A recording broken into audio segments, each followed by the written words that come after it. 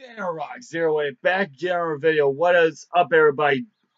This is 1997 year in review, and it continues with WCW Spring Stampede. There's a lot of pay-per-views as I gotta get to the first ECW pay-per-view in your house and here. So for the first time ever, we have 3 wrestling promotions with 3 pay-per-views in a month. Holy shit!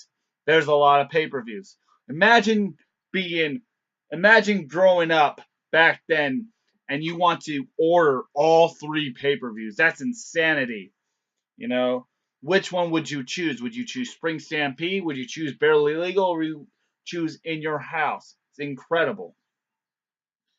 So you're probably spilling out like $100 on pay-per-views alone if you got all 3. But anyway, Spring Stampede, a pretty good show overall. It's famous for a lot of reasons. It's famous for the epic DP versus Randy Savage match, but it's even more famous for the epic Booker T promo. So let's dive right into it. Spring Stampede doesn't have Hollywood Hogan defending the title, and this would be the first pay-per-view that he's missed since missing World War III, I believe. So this is the first pay-per-view where the title's not being defended in a little while. And we would see this in WCW in the years to come, where Hollywood Hogan would show up every other pay-per-view. He does not show up for the Great American Bash. He does not show up for a couple other pay-per-views as well. But let's go into it. We start out. Rey Mysterio Jr. defeats Ultimo Dragon in a whopper of a cruiserweight title match. A whopper of a match. A fantastic match overall. An 8 out of 10. Next up, we have Akira Hokuto defeating Medusa. And this is the first, and to my knowledge, only WCW Women's Championship match that's defended on pay-per-view. Yes, for about a year, or maybe 2 it was, for a very short period of time, WCW had a women's championship.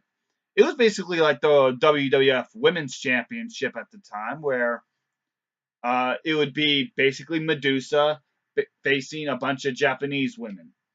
Luckily, WCW came to their senses and did not have a big trailer park 300-pounder in Bertha Faye coming in, but this is a decent match. Mediocre, maybe. A 4 out of 10. Next up, Prince Iaukea, who is so bad. Guy, so overrated. Actually, he's not even overrated. He just sucked. He defeats Lord Steven Regal and still is the television champion. This is the 3rd pay-per-view in a row that he won. Incredible stuff. This is a basic match. A 5 out of 10. Nothing stellar to it. The one really shitty match on this card goes to Public Enemy defeating Mongo Michael and Double J Jeff Jarrett in a shitty match. One of the worst pay-per-view matches I've seen. A 2 out of 10.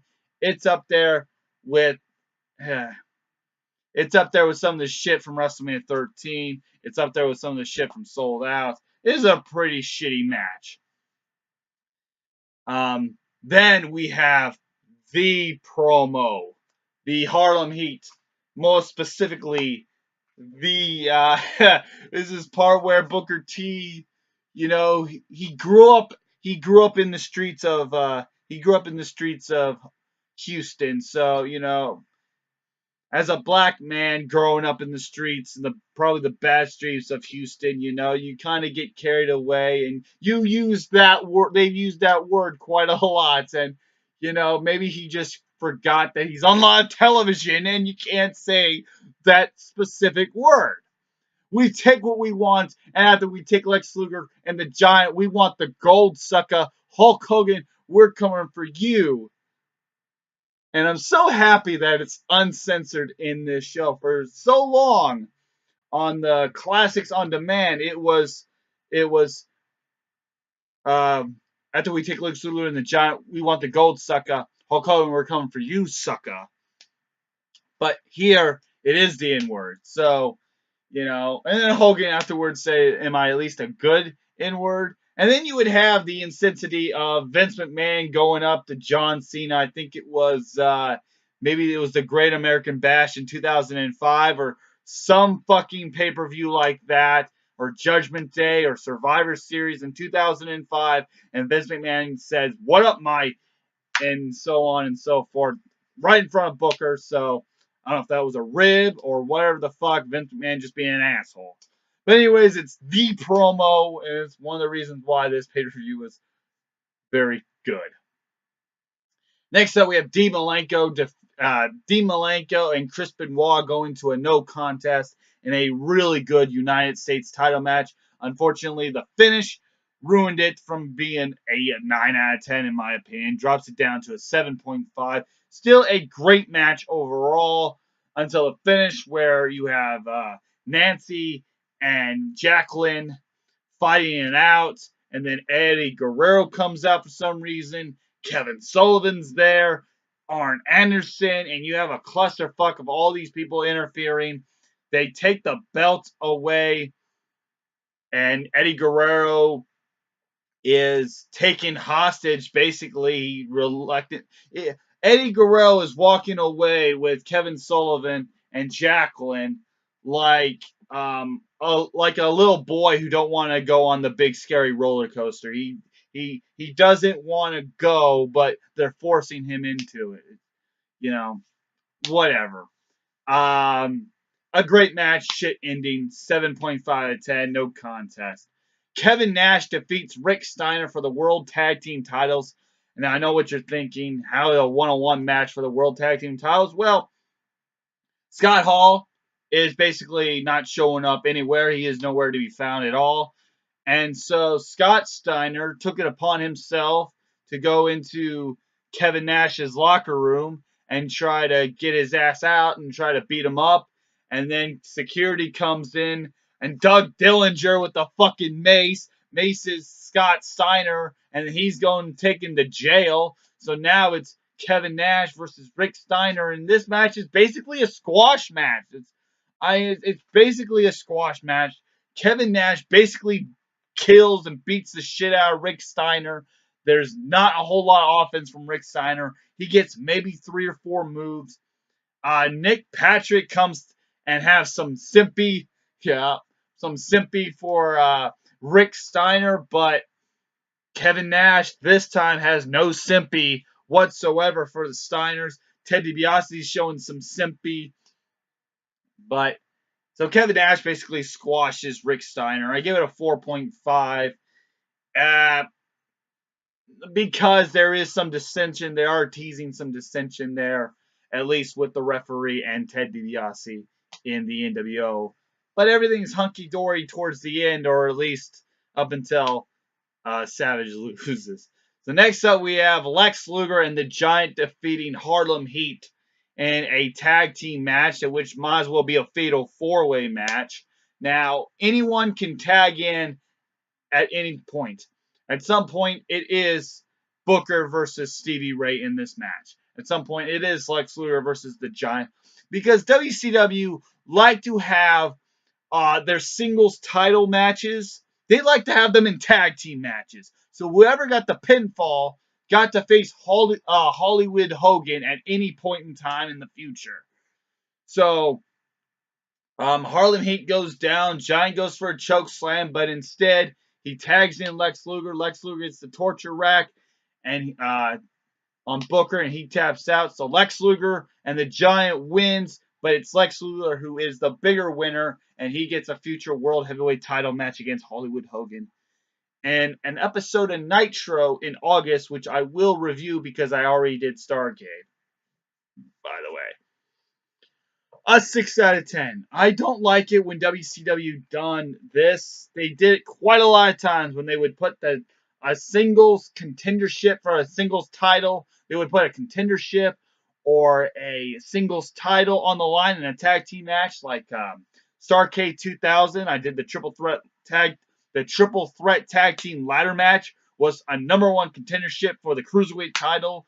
Bash of the Beach 99 had a tag team match for the World Heavyweight title, and God help me, on an episode of Thunder, they did it again where David Arquette won the World Heavyweight title. So WCW would do this. The tag team titles are on the line, or a singles, a contendership for a singles title, or a singles title would be on the line for a tag titles, whatever. A 6, a decent match. Weird concept of a stipulation of a match, though. Next up, we have Match of the Night, the best match on the card, the main event, and yes, shockingly speaking, WCW's main events tend to fucking suck. They tend to be really bad or just mediocre. That's the format for WCW pay-per-views. It's always the undercard. The cruiserweight titles, those matches are always awesome. The U.S. title match typically are good, and then you get a couple of hidden gems in there, and your main event tends to suck, and your Kevin Nash match tends to suck, and so on and so forth. Your NWO stuff tends to suck. But in this situation, this match is pretty damn fucking awesome. It's the best main event, in my opinion, of 1997 for WCW. Diamond Dallas Page and Randy Savage in a Falls Count Anywhere match. This is a great barn burner of a match. Diamond Dallas Page with the victory of his career, defeating Macho Man Randy Savage. And this is a great match. A great, great match. Afterwards, Nick Patrick gets beaten the shit out of from Randy Savage. He gets jackknife powerbombed to hell because he counted the 3. And Eric Bischoff then showed some sympathy for Kimberly Page because Randy Savage was going to deck her. And Eric Bischoff shows some sympathy, but no sympathy for Randy Savage. He then shoves Eric Bischoff down, and then we get some dissension, and that's the end. Spring Stampede. I really wish Sting showed up and beat the hell out of them, but I guess he already did that for Uncensored. Overall, the main event. Overall, this show gets a 6.2 out of 10. Many reasons, because of that promo. Otherwise, it would only get like a 6 or barely a 6. This pay-per-view has a fantastic opening, a fantastic middle, and a fantastic finish. The opening cruiserweight match, fantastic. The Booker T, we're coming for you promo, and the Benoit Malenko middle, awesome stuff. And the main event, Diamond Dallas Page versus Randy Savage, the finish is awesome. Everything in between is filler, and not a whole lot of stuff goes on. Everything else is just filler right in between. This is kind of like this show is kind of like, I guess, like a I don't know how to describe it, but opening great, middle great, finish great, and in between the filler is just meh. So a 6.2 out of 10, and I'll catch you next time for ECW's Barely Legal, ECW's very first ever pay-per-view. And there we go. See ya right here on Dana Rock 08. Bye-bye.